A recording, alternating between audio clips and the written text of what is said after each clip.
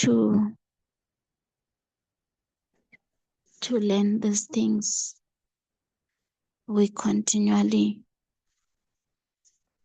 come at your feet where we believe there is life. We pray all this in Jesus' name. Amen. Hi, everyone. I hope we are all doing well. So today I just want to conclude the study that I was doing the other day. Who remembers what we were talking about?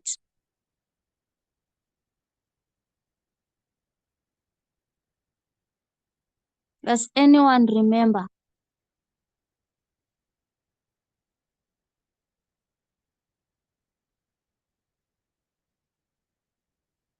Huh? Can you hear me? Tina, can you hear me?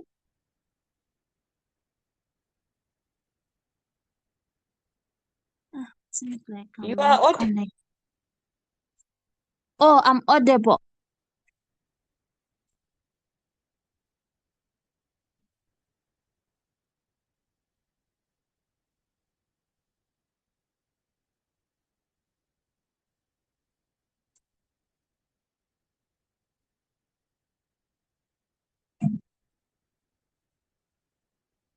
Hello? We can hear you, Elder Gracious. Can hear Oh, you. okay. All right. Thank you. So we are going to um mm, continue with our study on gender biases in autism diagnosis. Okay, I was asking who still remembers what we covered, but it seems like people have forgotten. Have people forgotten or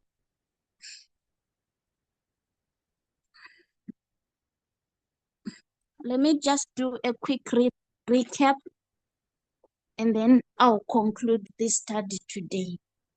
So we were looking at gender biases in autism diagnosis, and we're looking at a passage in the book by Gina Rippon, the title of that chapter is The Lost Girls of Autism, a revolutionary new understanding of autism in girls. So in this study, we started by looking at defining what autism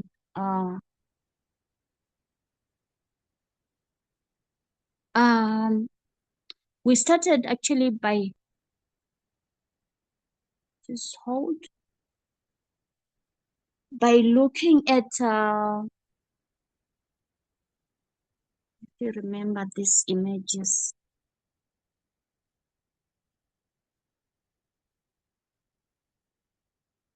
We started by defining what autism is, and we have understood that it's a neurodevelopmental condition which is characterized by differences in social communication, in restricted interest, and some repetitive behaviors. And this has been thought to occur like predominantly in males. So we have learned that autism is a brain difference that is fundamental to who a person is. I'm sorry, I forgot to ask on time if there's an interpreter or I can move. Is there anyone who has challenges in understanding?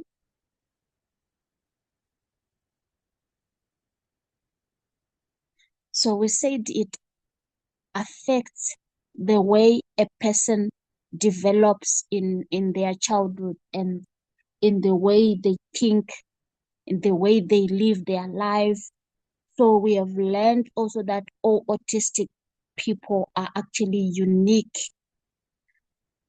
but some of the areas where we see autistic people develop differently from non-autistic people. It includes in areas like communication, in the way they socialize and interact with others, in the way they think, in the way they just process things, in the way they sense and perceive the environment. There are many examples in the way they move, they play. So we have also understood that autism is not a disease or an illness, and it cannot be treated or cured. But instead it, it is a different way of being in the world and can be a source of strength, diversity, and beauty.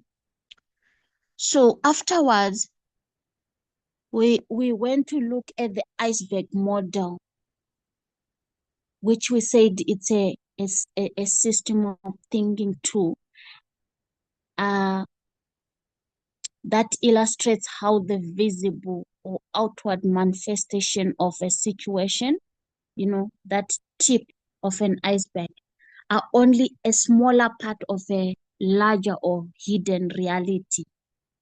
So we have learned that below the surface, they lie like patterns, the structures, models, that are the true root cause of what we observe up there on the surface. So this model, it actually encourages us, like a deeper inquiry to uncover these hidden factors and leading to more effective, sustainable solutions for complex problems in various fields, in human behavior, in personal development. So it actually took us to, or it was like a reminder of the studies that we had in the past, of what you see is not all there is. So what you see on the surface is not all there is. Underneath, they lie different patterns, structures. There's a lot that will be going underneath. And then we went on to look at those images which you can see of the iceberg, where we're seeing just the tip of it on the surface, but down there is a huge, these patterns, there is a huge ice underneath. And then I brought the example of the Titanic the Titanic, the ship that sank in April 14, 1912. So the cause was cause of that wreck was the collision with the iceberg. So the top part looked small, but underneath, that's what caused them more damage. It's what struck the Titanic, the Titanic boat, like it hit that bottom part, which was like huge, and it caused that wreck. So what we have learned also is all behaviors that you see is what is communication. On that also, we went on to look at how does the iceberg model look for someone with autism. Gracious, So are you able to change your screen to landscape mode, because then we will be able to see a full screen. Okay, let me Now do it's that. difficult to read. They're so small. Okay. Thank you. I didn't know that. Can you see now? Yes, yes. Okay. Yeah. Sorry about it. Now we can read. Thanks. Okay. So we said the question was like, how does the iceberg model look like for someone with autism? So we say the autism iceberg is there like to explain the concept of autism and the hidden challenges that individuals with autism may face. So it suggests that while some characteristics of autism, such as repetitive behaviors or difficult with social interactions, are visible and well known, there are also numerous underlying and lesser known uh, aspects of autism that are not immediately like visible. So just like an iceberg, which only shows like small portions of its mass above the water, while the majority remains like hidden below the surface. The autism iceberg, it illustrates that there is much more to autism than meets the eye. So these ones, it include all these things that we are seeing, the anger, sensory needs. It includes emotional regulation challenges, communication issues, interest or obsessions, exhaustion, social anxiety, overstimulation. It involves a lot of need of attention. So it underneath there is all this that is happening, and we are saying all that behavior is what is communication. Let's say the behavior that we see above there, which is a concern, it's communication. And we are learning that the root cause is what is happening underneath what is not visible. So understanding the autism iceberg helps to emphasize that individuals with autism have unique strengths, challenges, and experiences that may not be immediately obvious. And it also encourages us to be empathetic, accepting individuals the way they are. And also it needs us to have a deeper understanding of the diverse characteristics associated with autism.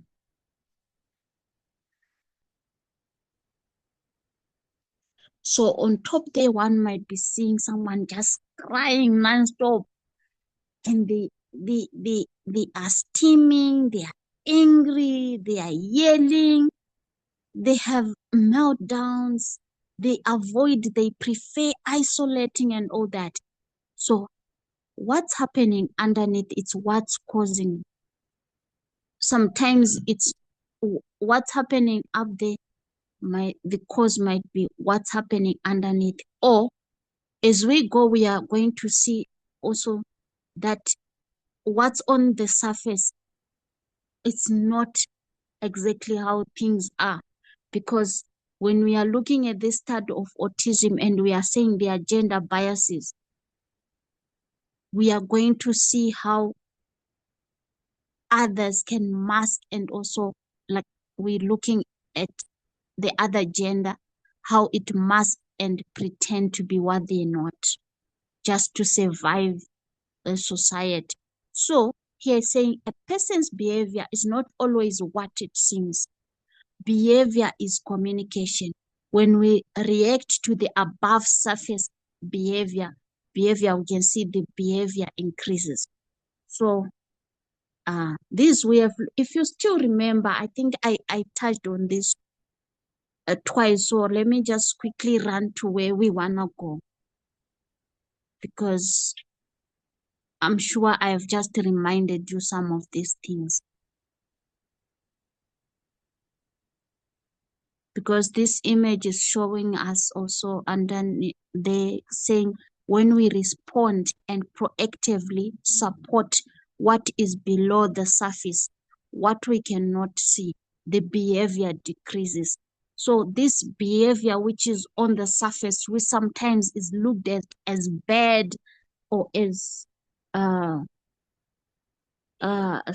meltdown, steaming, and all that, avoidance, or looked as disrespect and all that, if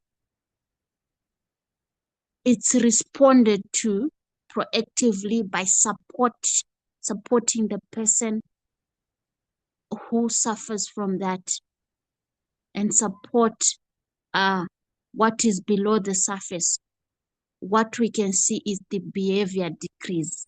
So that aggression, it will decrease if we support them when they are feeling rejected. We are there for them.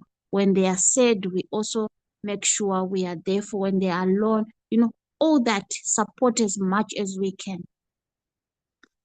But if we fail to do that, that's when we are going to see what's on the escalation cycle, where things can get even worse. The aggression can increase, but it can de-escalate if we support.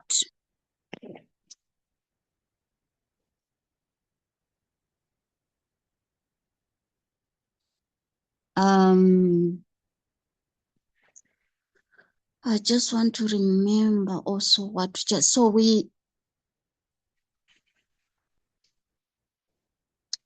said this theory using an iceberg as an analogy for autism aims to reframe from how we view autism and provide a more comprehensive lens on the daily experiences of an autistic person.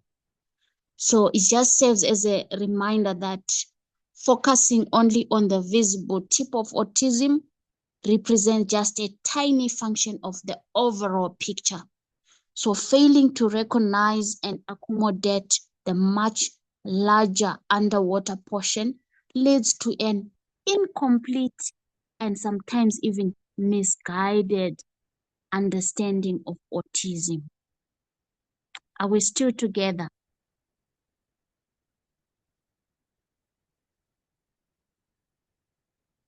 Yes, We are still yeah, okay. I'm following. Yes.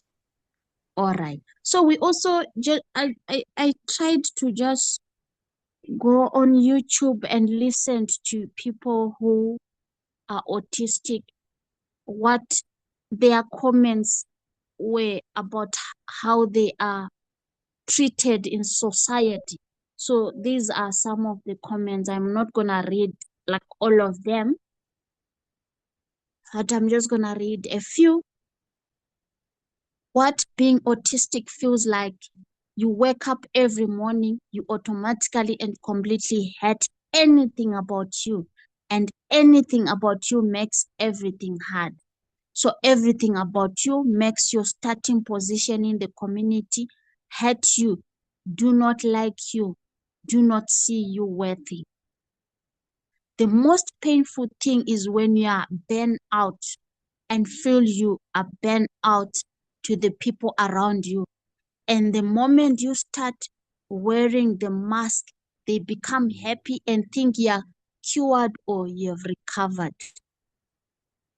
So when you're burnt out, it's like you are like tired. You're at a point maybe where you're no longer functioning normally like how you do.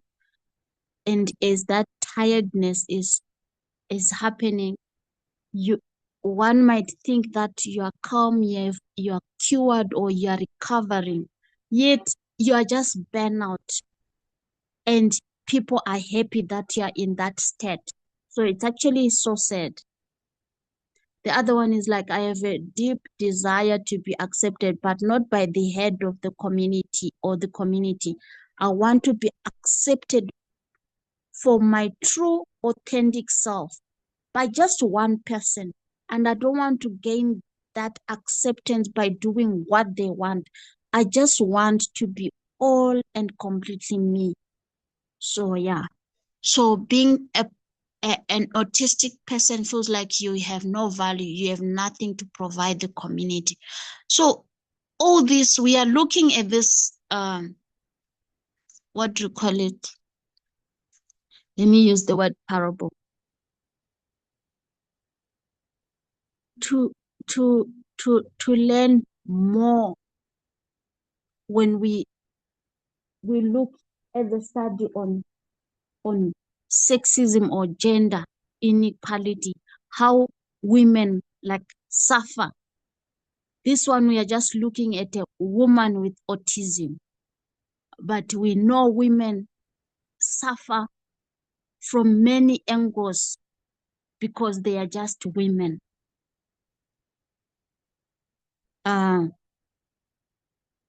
So after that, we asked if gender biases exist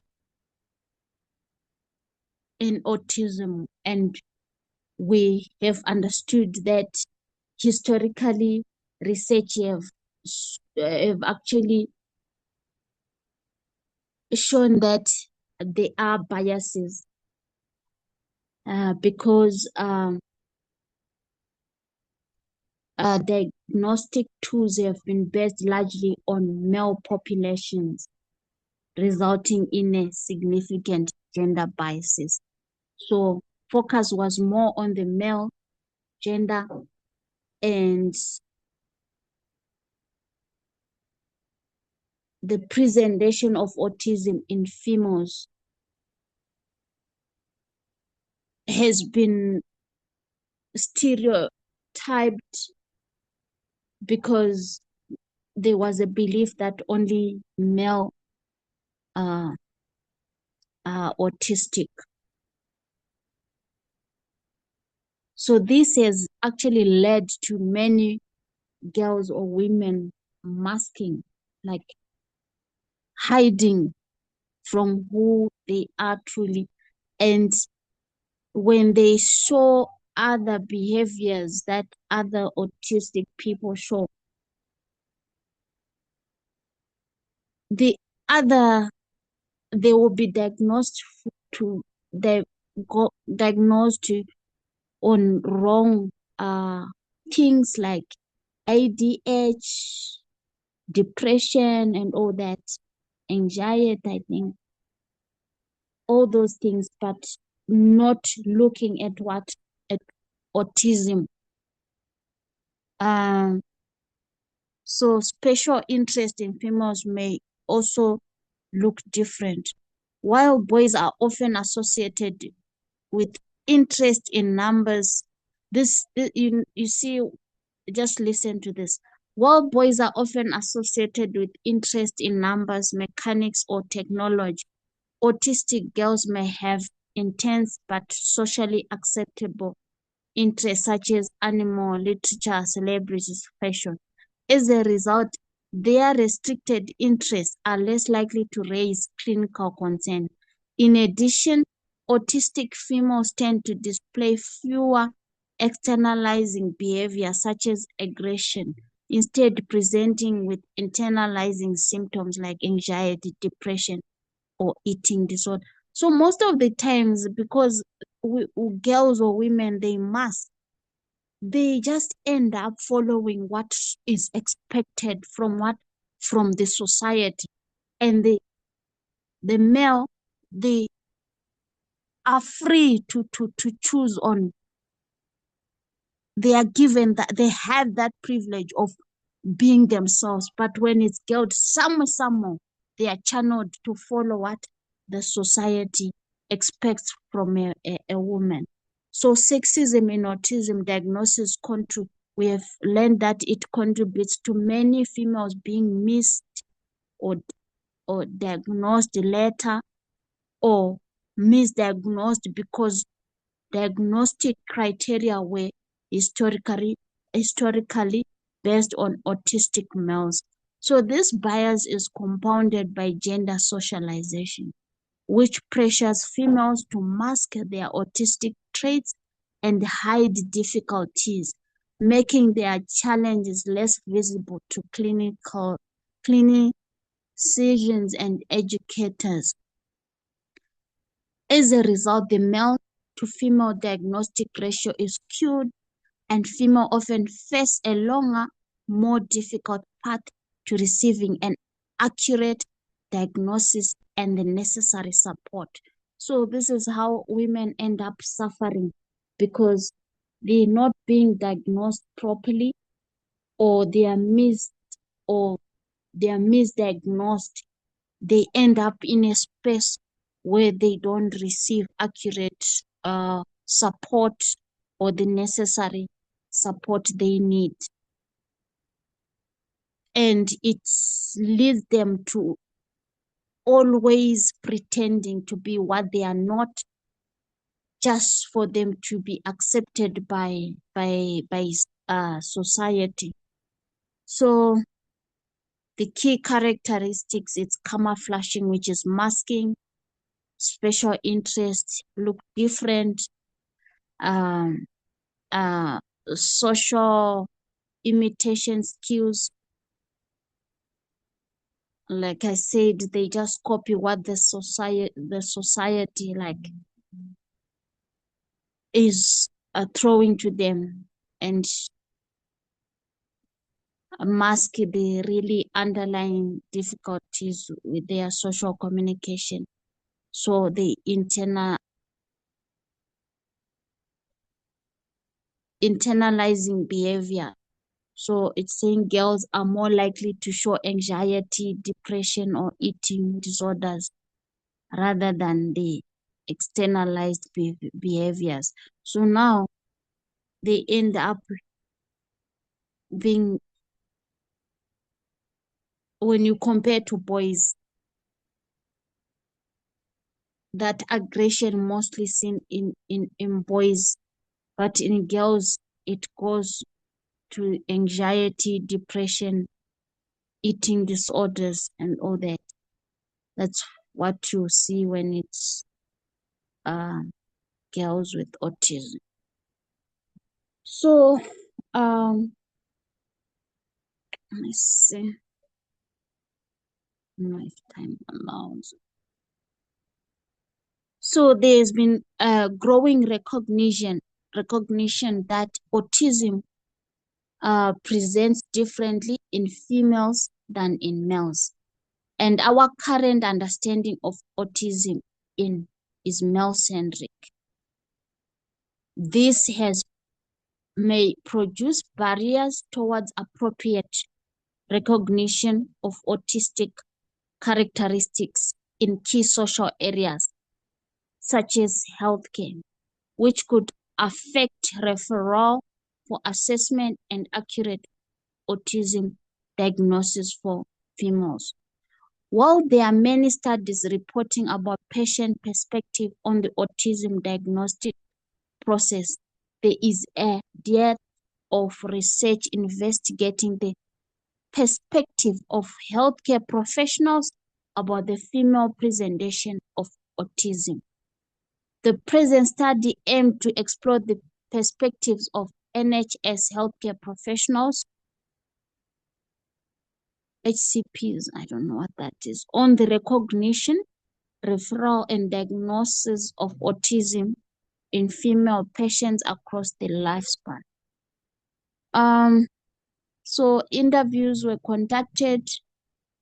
Okay, it's just giving some details on the research which were done regarding this issue of recognizing the autism more in male than in female. So it's revealing how there are gender biases in diagnosing and these biases in gender diagnosis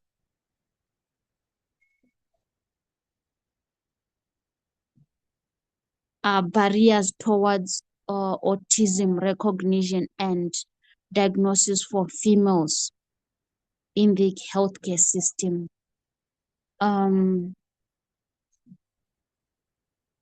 So they were also identified these barriers as limiting the recognition of female autistic presentation,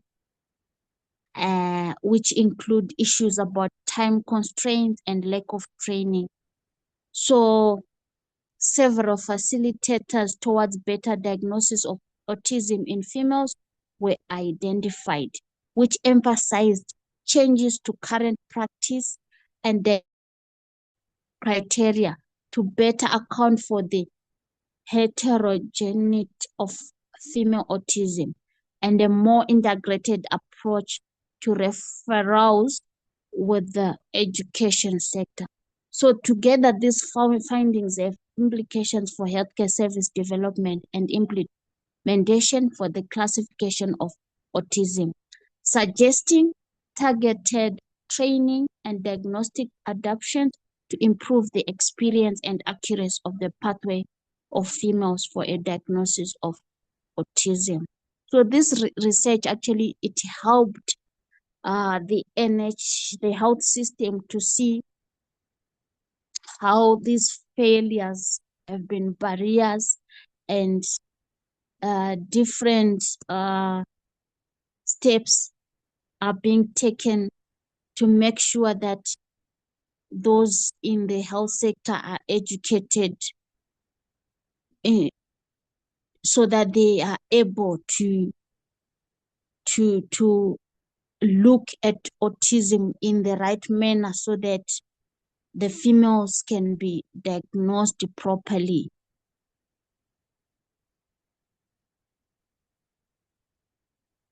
So like we said, these diagnostic tools were based predominantly in male samples, reinforcing the idea of male profile of autism.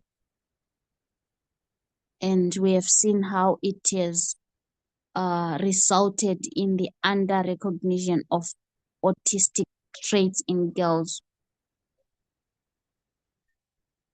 And it has been leading to females receiving diagnosis later than males.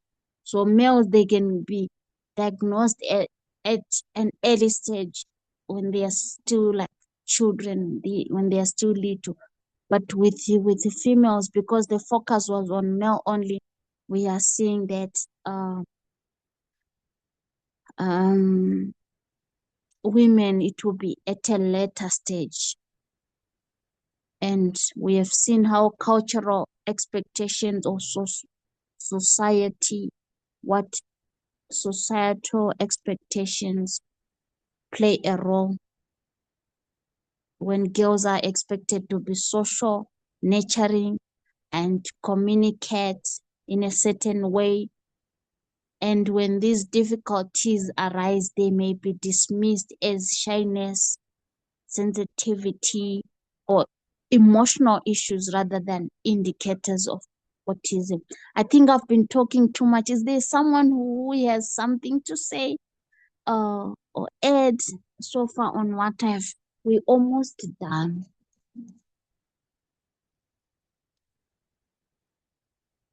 So far on what I've touched on.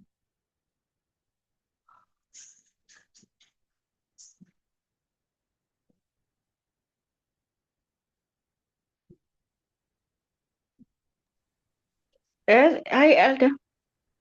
Yes. Yeah, no, with me, being quiet is like I'm just thinking, my mind is just galloping to all these all these challenging situations, challenging cognitive cognitive situations, you see, be it the ADHDs, be it the Down syndromes, be it the very what, it's not a disorder, this one, we said it's a what, it's a condition Oh, that, okay. Yeah, Yeah, thank you but for bringing that. I forgot to just touch on that. Yeah, you can go ahead. yeah. So I'm just thinking of the way this thing of sexism is affecting. Now I'm just in my mind, I'm just thinking of all these situations as to there's a scenario. This one is not an I don't know well, I'm not very good in differentiating between these, but the parents say it's a Down syndrome. Mm, But now through the lens of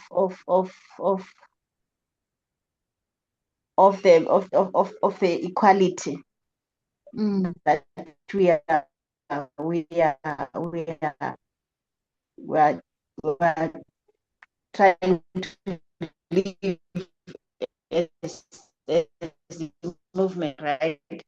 That mm, I'm thinking this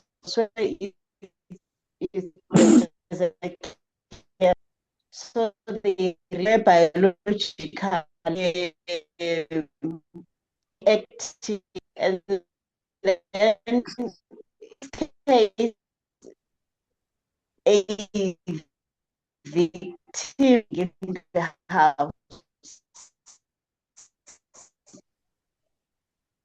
When Futhi, I the don't know. mother discovered it, was trauma. Oh, is it Oh, am I only not? on I'm my? not audible enough. I don't know. Someone can just confirm because Hello? on my side, like you're breaking. Now you're clear. I don't know if people could I'm breaking. hear you.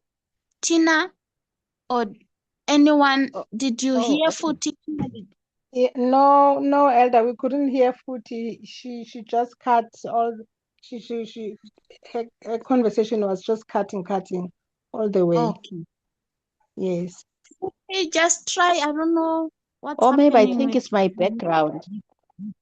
Okay, we can hear you now. I yeah, I think it was my background. My apologies. I've got Oh, and not very conducive environment today. So okay. yeah, so I was Okay. trying to think on the basis of this thing, of this gender inequalities. But as I've already explained myself, I'm thinking of all these Mm, conditions, be it mm, the ADH, be it the Down syndrome, be it the autism, that this mm, sexism, it's very intense and cutting. Now I'm reminded of a mm, scenario where a boy had a condition of, I think it's a Down syndrome condition. But now the helper took advantage, the female helper took advantage of the boy because the boy was sexually active. He has matured sexually, right? The body mm, is in the teenage stage. Then the helper took advantage of the boy. Now this came to the attention of the parents. So the female parent was traumatized. But when the male parent was told about this, it showed some excitement towards the father's side. That yeah, at least my boy is proving to be someone. But now mm, I'm trying to think as if it was a girl, as it normally happens in our societies, that girl would be scolded, would be mm, stigmatized, would be so there's a lot of this, let alone that we're focusing on autism, but all these mm, conditions, when mm, things are done by boys, they're kind of embraced. And if it's a girl, as the case is, even if you are a girl, you fall a victim of sexual abuse, but the blame is always on you. I don't know how come, but that's the mindset. It was just a comment. mm, mm. Thank you, Futhi. Even when you look it maybe the other way around, if it was the girl who was like sexually active, I don't think it was gonna end in a way that the father was praising uh the boy. I think some beatings and all that could have happened. And Yeah, sure, sure. the Mhm. male, whoever, maybe if it was the helper, or the male helper who could have done that, they could have just laughed about it. Mm. It might not have been reported. It can be because mostly people who have all these conditions, they are a target. They are targeted mostly, especially we find it happening like you're talking. It was a boy who, okay, we find it happening if it's a female with autism or any other of these conditions. It's easy that many a times you hear these stories of them being taken advantage of with men. And it's really scary when you think of when you, who doesn't suffer from any of these conditions, you are a target. And what more vulnerable are these ones who sometimes can't speak or stand up for themselves? So, yeah, I don't know if there's anyone else who wants to say something.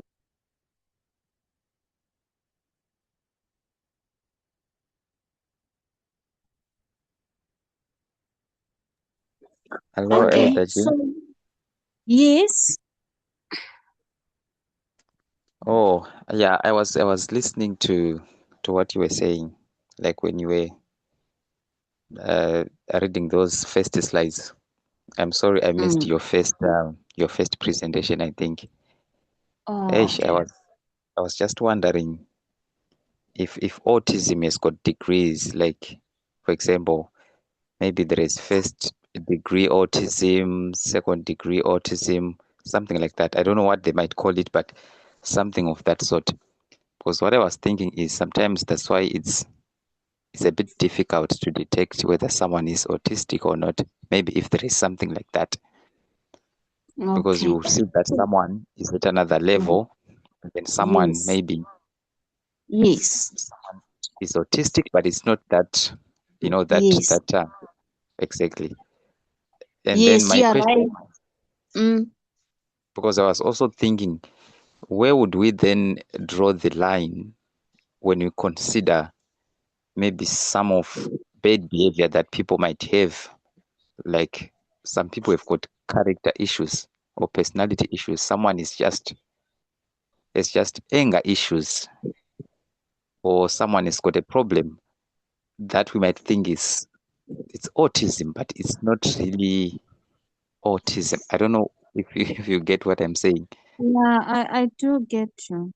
I do I was get you. struggling now to see where do we then draw the line, because sometimes when you are dealing with kids, it's something that you really have to understand and you have to be very cautious when you are dealing with them, because you might think Yes. bad behavior, they're misbehaving, they're disrespecting you, but they have a condition. And Mm. sometimes it might be not it might not be the case. Someone is just it's just bad behavior. So I was Mm. now wondering, do we have something like a set of things that we look at and then we would say, at least if you see things like this trend, then you should know this is autism. And then when it's not this, it's just bad behavior. I know I've said a lot, but I don't know if you are getting what I'm saying. Yeah, I do get you.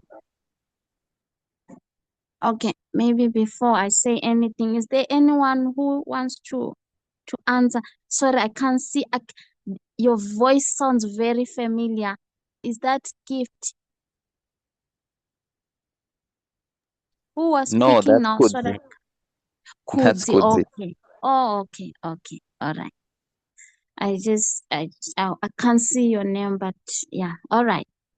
Is there anyone who wants to answer Kudzi?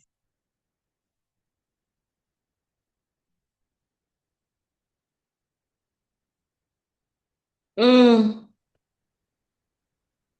let me Yes, try. dear. Yes. So there is degrees, ne? Mm. Because there are people who are autistic and they can relatively function well, and no one even suspects that they might be autistic. You know, like Elder Tess, Mm. she was able to bring us the midnight cry message, and no one stopped to imagine that she was autistic.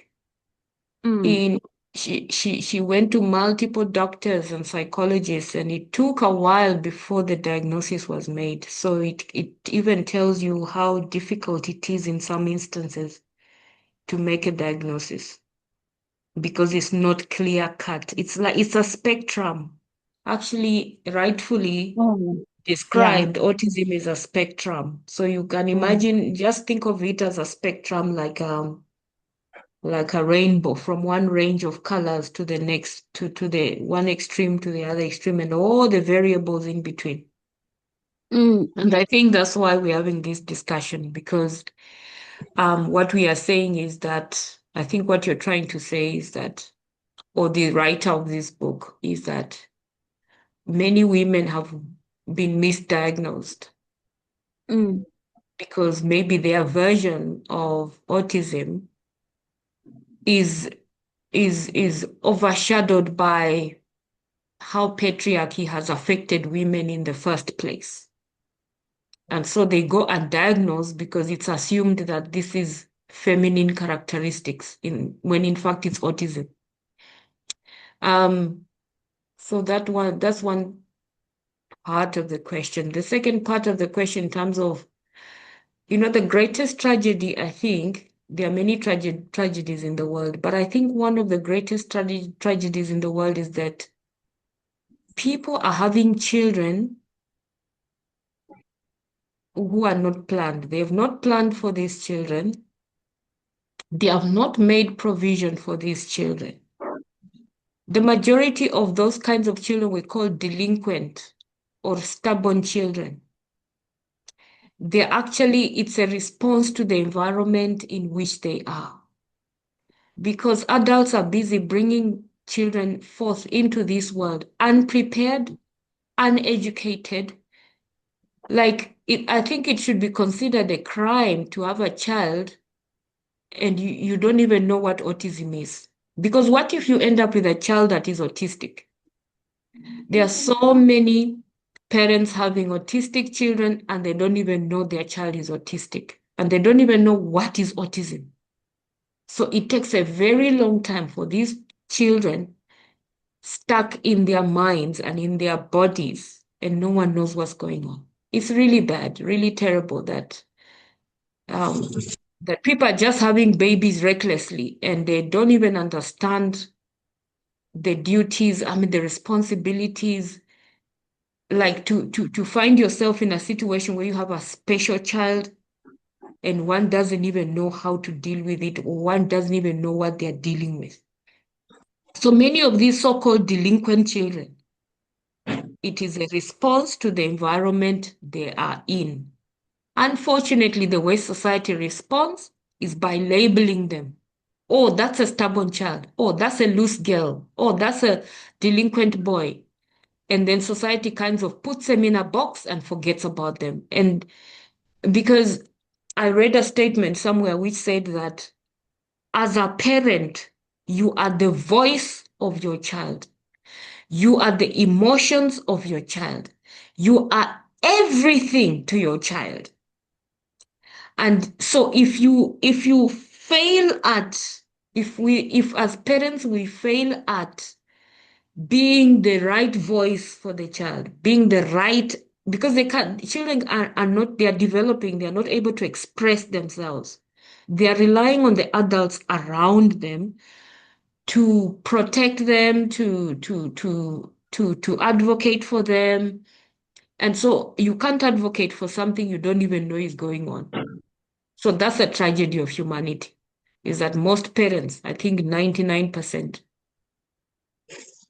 don't even know how to be a parent and don't even know what diseases are out there or what conditions are out there. Look, we are studying about autism because we didn't even know there's such a thing as autism.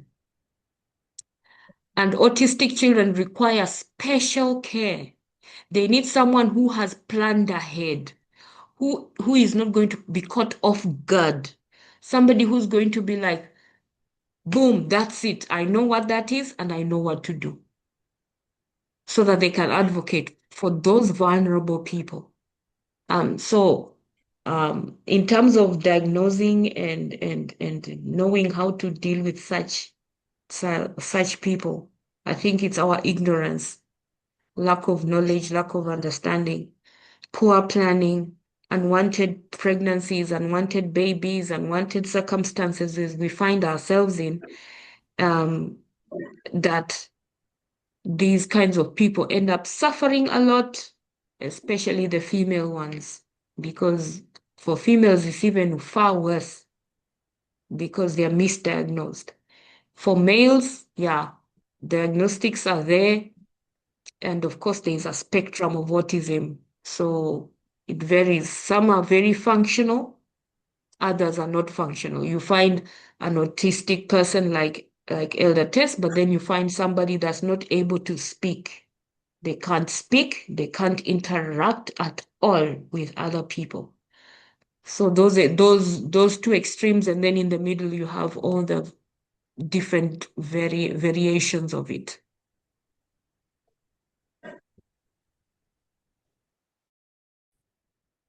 Thank you so much, Elder D. Kudzi, are you answered? Yeah. Thank you so much. Thank you. I'm answered. Yes. All right. Let me not dilute what Elder D has said, and we can move forward. I think what I'm going to do, because it seems like, or maybe I'm just trying to rush to finish this study, but people still have questions and all that. I don't know whether I should. Let me see. Because there's still... Yeah, I'll try to, cause this document, I tried sharing it on WhatsApp. It's not allowing me because the file is too big. So I'm going to try and divide it and make two parts of it so that I can share it with you. And then you can also go through it during your spare time.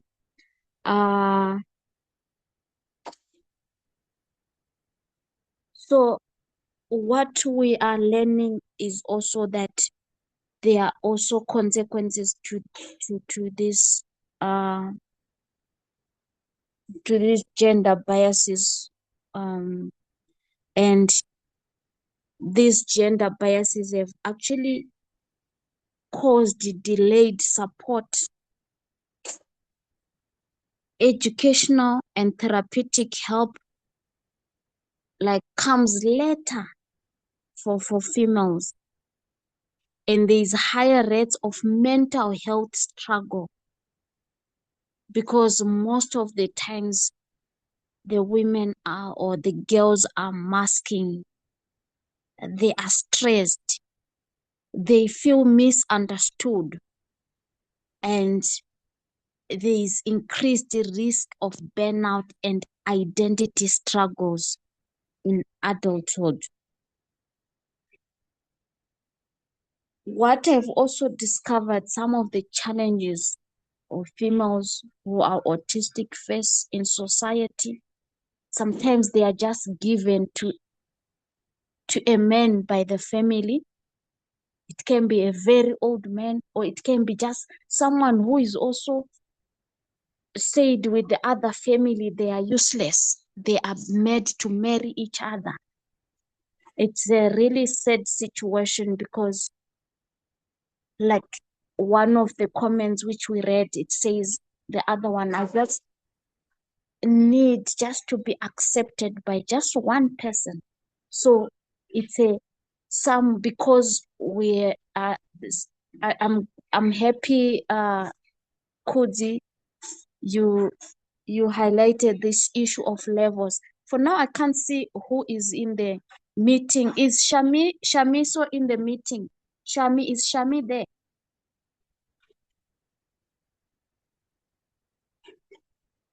Can someone check for me if Shami is in the meeting? No. Okay. All right.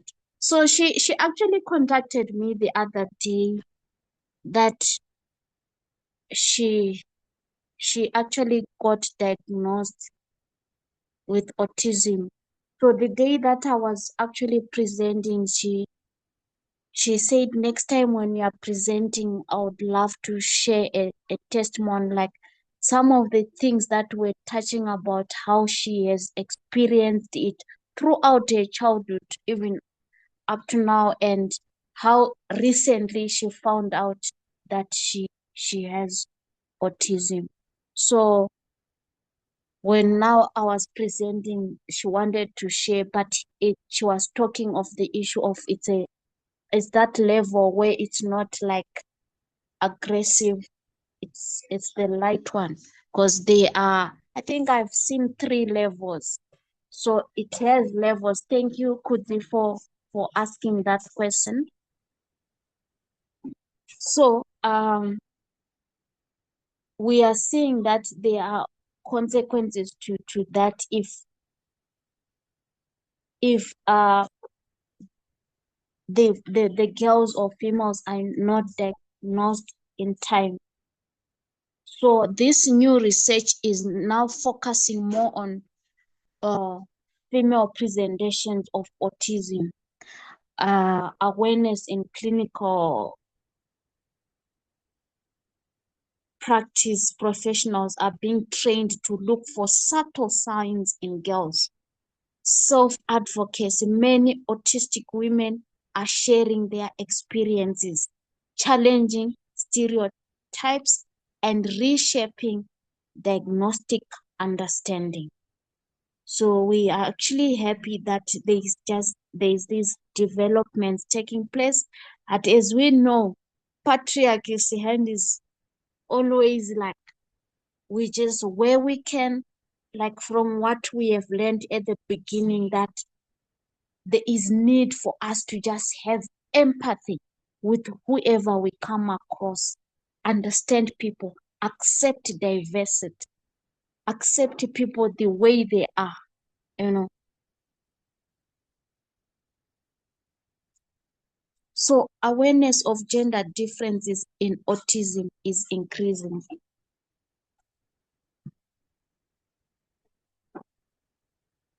Researchers are developing more sensitive diagnostic tools and studying the unique experiences of females. Clinicians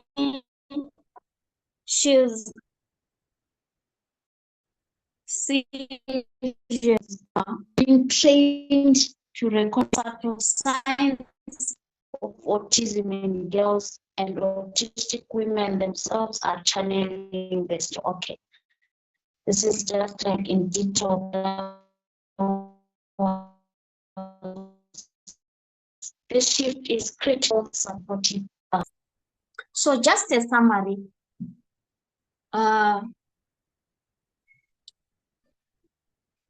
We've learned that autism in girls, there is too much masking that happens. They hiding traits to fit in so that they can fit into what society. And special interests. So let me look for that page.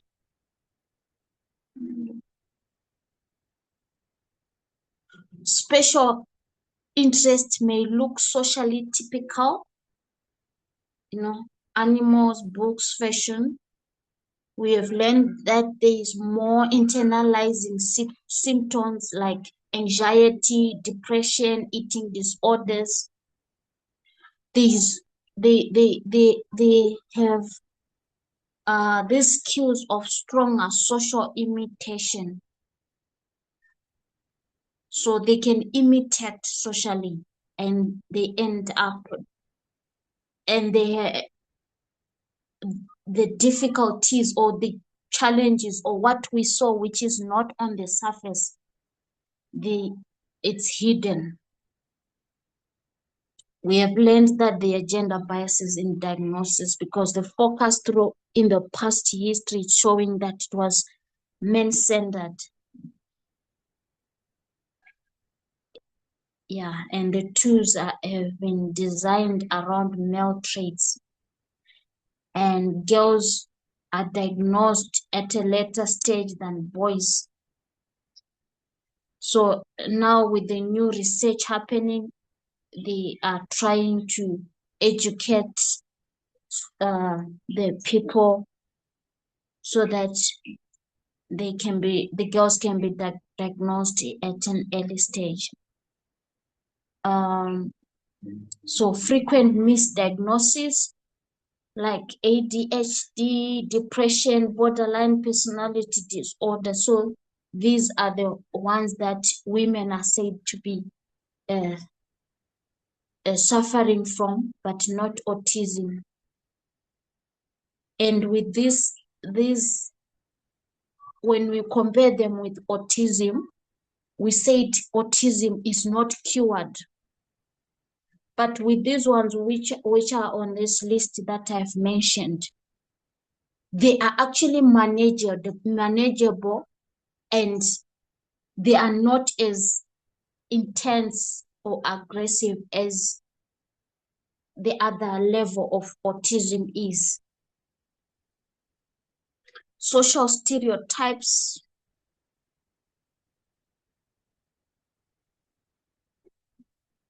So they are just going with what society wants. They try to avoid all the, in case in a situation where anger or aggression or steaming or any other might want to show, you're going to see that these struggles are dismissed as shyness or moodiness. But the real thing, it's not being named as it is.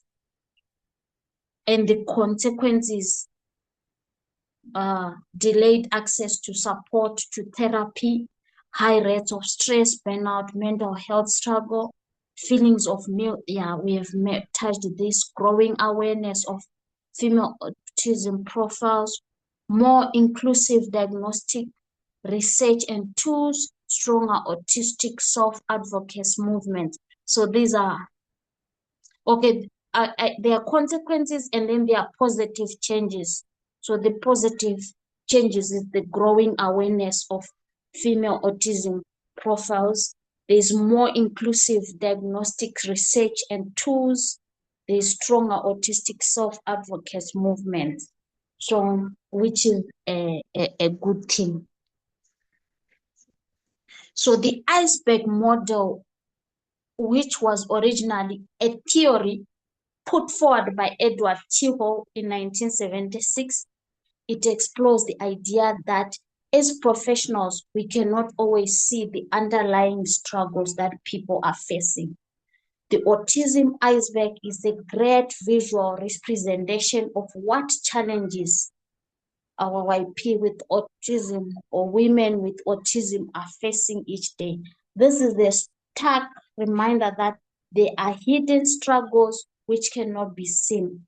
This also highlights the importance of being kind to everyone you meet, but you don't seem or look autistic. This perfectly explains many of the hidden struggles autistic people face underneath the surface.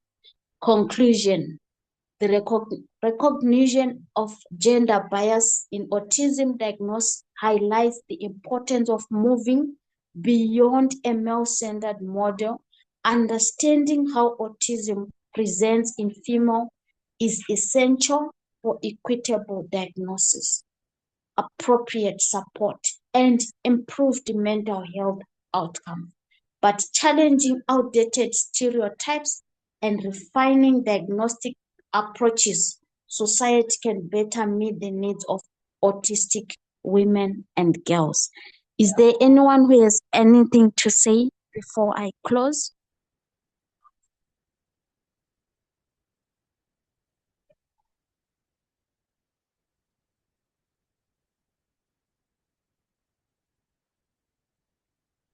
Okay, so I'll share with you this document so that you Yes, can Elder. go through it. Okay, yes, Futi.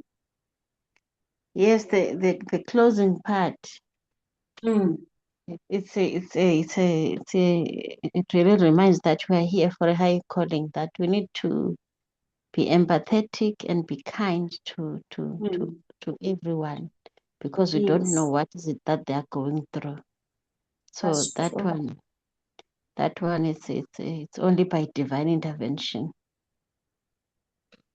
Thank you, Futi. Thank you, Futi. So I'm going to share with you this document. I'll try by all means to make it two parts. So, like Futi is saying, highlighting the last part, if we love God truly, we need to start by loving our neighbor. And love is patient, love is empathetic, love understands, love accommodates, love is patient. So let us be patient with one another as we meet in different walks of life, and remembering that women have suffered so much in society. Women are called names. Women are treated in a way that even some animals are treated better because they are women. Now, looking at a woman with autism or a woman with other condition, it's a worse situation also, because some have no voice at all.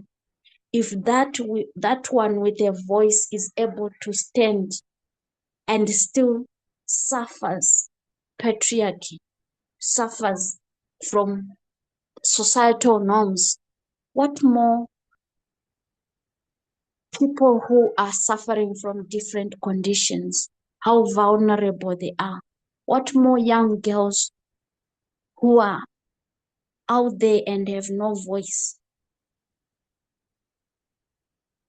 Let us continue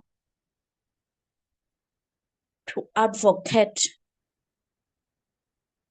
for those who suffer in society. We have different groups, LGBTQI, going on and on. We have different genders.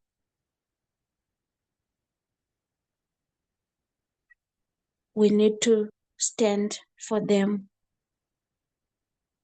and live love, support where we can, educate where we can. May God bless you. This is the end of our study. Let us pray.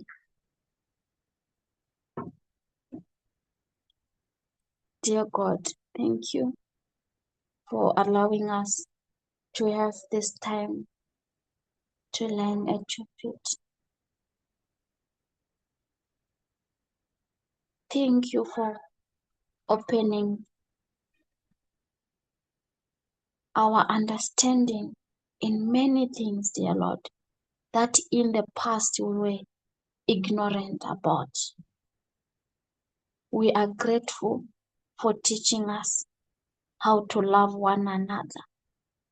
We have failed each other so much in the past, and we have silenced many who were or who are vulnerable through our ignorance. We ask for your forgiveness. We ask that you may continue to lead us in the right direction. Be with each and every one of us here. And the love for your message, may it grow and produce good fruit. Be with those who are vulnerable in their corners at this hour. Protect them, dear Lord. Give them the strength to stand up for their rights, the strength to voice out the inequalities that they might be suffering from. Thank you for hearing our humble prayer. In Jesus' name we pray, amen. Over to you, Tina. I'm done.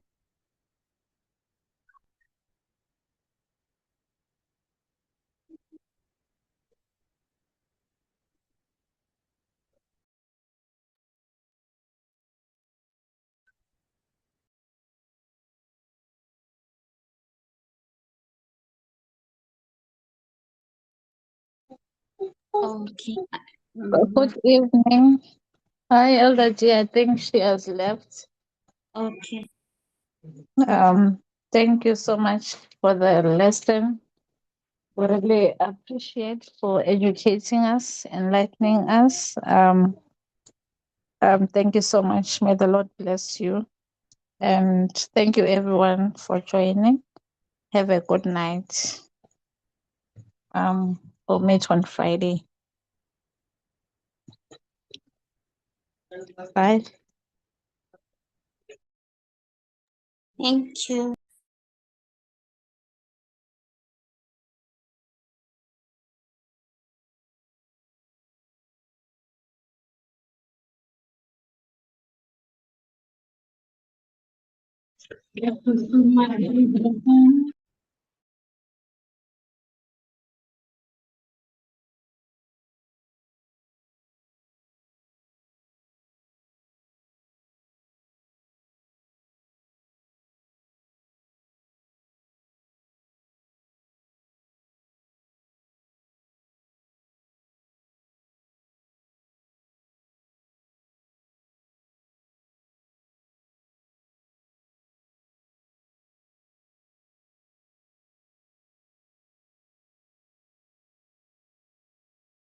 Okay, good night. I'm ending the meeting.